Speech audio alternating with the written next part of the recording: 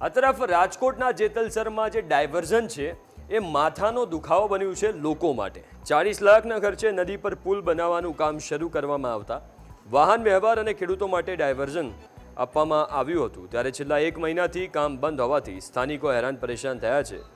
અધિકારીઓ અને કોન્ટ્રાક્ટર વચ્ચે સંકલનના અભાવે કામ બંધ કરવામાં આવ્યું છે। પુલનું કામ શરૂ કરતા નદીમાંથી કાચો ડાયવર્ઝન આપવામાં આવ્યો, પણ વરસાદમાં નદીની આવક થાય તો ડાયવર્ઝન ધોવાય તેવી પણ સ્થિતિ છે।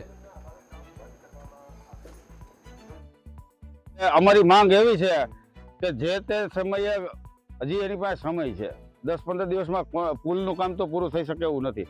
તો આ નદીની અંદર જંકશનમાંથી જે નદી આવે છે એની અંદર ડાયવર્ઝન આપ્યું છે, એની અંદર ભૂંગરા મૂકી બેઠી તાબી કરી ડામર રોડથી કામ કરી દઈએ તો અમારી ખેડૂતોની આવી માંગ છે।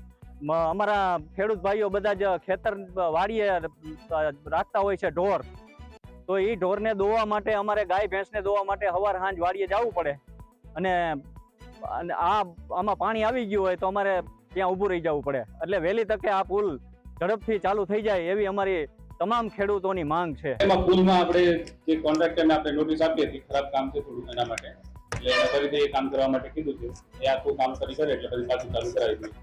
કારણ કે હાલમાં ડાયવર્ઝન તમે કર્યું હતું, અત્યારે ચોમાસામાં વરસાદ પડ્યો ને એના લીધે થોડું બગડ્યું છે, એટલે કોન્ટ્રાક્ટરને કીધું છે કે પાછું રિપેર કરી દો અને ટ્રાફિકેબલ થઈ જાય વ્યવસ્થિત એ રીતે કીધું છે।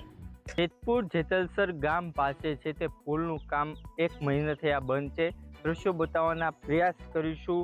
અધિકારી અને કોન્ટ્રાક્ટર વચ્ચે તાલમેલ ન હોવાથી કામગીરી છે તે હાલ બંધ છે તે કરવામાં આવી છે। છેલ્લા 1 મહિનાથી આ પુલનું છે તે આ કામ બંધ હોવાથી વાહન ચાલકો અને ખેડૂતોને છે તે પરેશાનીનો છે તે સામનો કરવો પડતો હોય છે।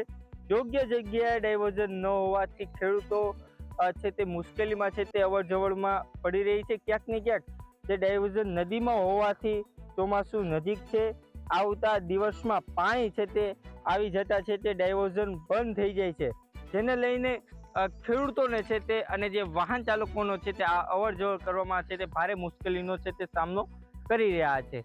ધ્રુવ મારું, ન્યૂઝ કેપિટલ, જેતપુર।